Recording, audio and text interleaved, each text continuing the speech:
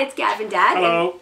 And we're here celebrating our 1 year anniversary. We're just going to laugh for a minute. On Gab and Dad.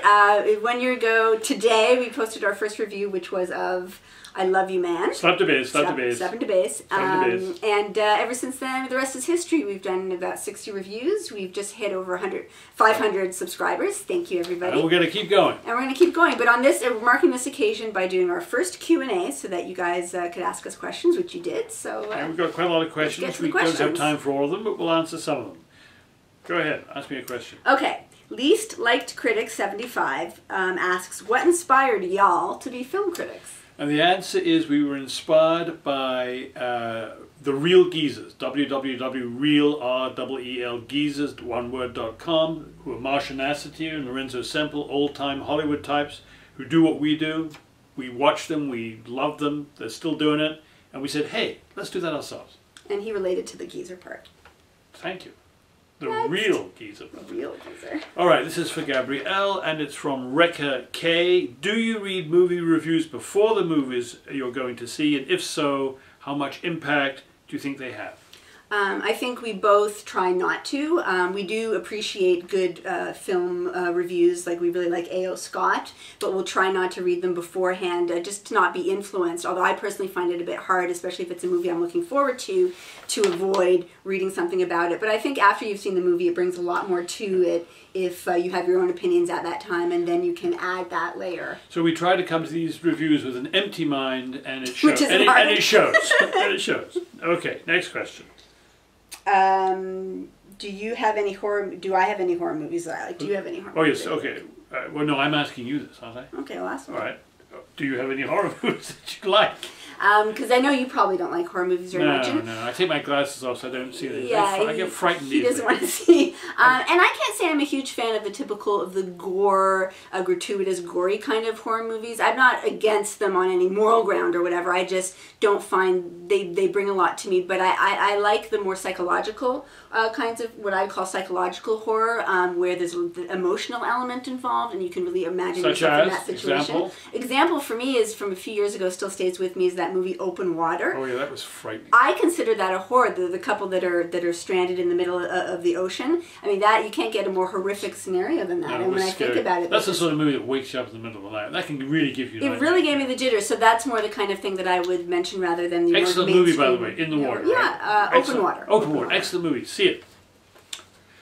Next. Dad, what is by far the worst movie? Oh, sorry, we're not saying who asked these questions. This is from Christopher Smack, or Christopher S. Mack. Hi, Christopher. What is by far the worst? I'm directing this to Dad. What's the worst movie you've ever seen? Well, you know, I'm famous for being very cheery and optimist, and certainly not a negative person. But there's a lot of really bad movies to choose from, really bad ones. Even just the question has said that I cannot pick Transformers 2.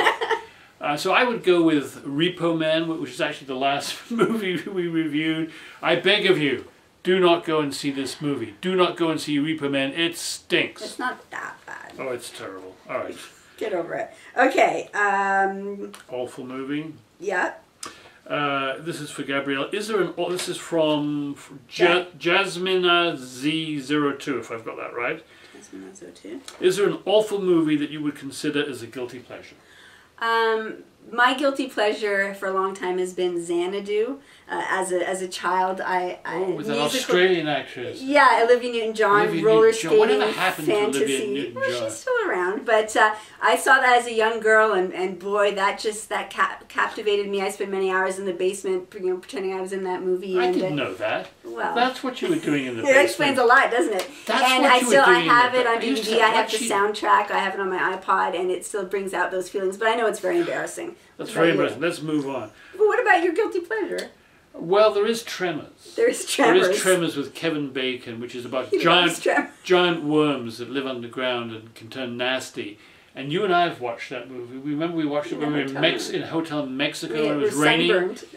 And I remember also once watching it in a hotel room in Montreal. It's one of those hotel room movies. It's a hotel room movie. I've seen it probably 3 or 4 times. Tremors. It's not a good film, but it has a strange fascination to it. Okay, moving along. Pekinobo asks, what were the golden age of movies? 60s, 70s? Well, I'm 80s, not sure I would 90s? pick a golden age, but I'm influenced by the fact that a few days ago I happened to watch on television Lawrence of Arabia. I first saw it when it came out in 1962. I saw it again after more than 50 years. This is a great film, directed by David Lean, starring Peter O'Toole and many others. It's a great, great film. If you haven't seen it, see it. And they don't make movies like that anymore. So certainly when they were making movies like that, and this was in the 60s, they knew something that people have forgotten now. And a lot of people in my generation have never seen a lot of those so-called classic. I don't like the word classic. It somehow consigns it to some kind of historical. Goes in with the geezer. Geezers watching classics. It's a great film. That's catchy, actually. It's a great film, Lawrence of Arabia. Go if you haven't seen it, go see it. Go see it. Well, you can't go see it. Where are they going to go? Well, you can see. Next question. Never mind. The next question is, what do you both do for a living? Living? What? Job? What? What? This is from Max G316. Well, I work for a television broadcast company, and I work for their pay-per-view division, where I choose and program movies for people to purchase on pay-per-view. So I get to work with movies and studios, and so that's kind of gratifying for me in my profession, where that pays the bills. Paying bills is good. Now, I'm a lawyer by training. I practiced law for a long time. I gave it up a few years ago. I became a writer. My next book is called Mighty Judgment. It'll be published in April 2011 by Penguin. Buy it. You'll like it. After you watch Lawrence of Arabia. After you watch Lawrence of Arabia. You're still alive. You're still alive. Buy and read my book. All right. Ma1 Navent, hope I say that right, says, if you got to pick one movie to watch for the rest of your life, this is like the Deserted Island question. If you could bring one movie with you. Lawrence of Arabia. Lawrence of Arabia. It's like a poem. It's like a poem. It's like a beautiful poem you can read over and over again and enjoy it, if anything more, in each subsequent reading. Lawrence of Arabia would be like that. I have a more of mainstream answer. I think about this film. It's on TV a lot, and every time I come across it on TV, I always end up sitting and watching it. So I think that sort of answers the question for me, which is, it's a bit of a silly mainstream answer, but it's Forrest Gump. There's something about that movie that I can watch it Life is many a box times, of chocolates. maybe because it's like a box of chocolates, and each scene has something really enjoyable for me in it, and the performances, and it's an epic in the sense that it covers a long span of the story, and so I think that always has something for me, that movie. Okay, Quick Movie Reviews wants to know, Gabrielle, what are your favorite YouTube movie critics? I think this will have to be the last question. Well, this is a bit of a loaded question. Of course, Quick Movie Reviews is one of my favorite. Mine too. No, honestly, he always has great insights and is well expressed. We both get a big kick out of Jeremy Johns. Yeah, he's good. If you have to check out Jeremy if you haven't, he has quite a following already, and he's hilarious. Makes very good points, but very entertaining. And Mr. Hollick. Mr. Hollick is very concise. He gets in, he gets out, he tells you what he thinks. You gotta love that. Yeah. And also, I'd have to say Tom Chattelbash, I think, is great too, and many others. Right. We'll add, the final question is... Inquiring minds want to know. This is a good note on which to finish. The question is, it comes from RollJob88. I don't know what that means.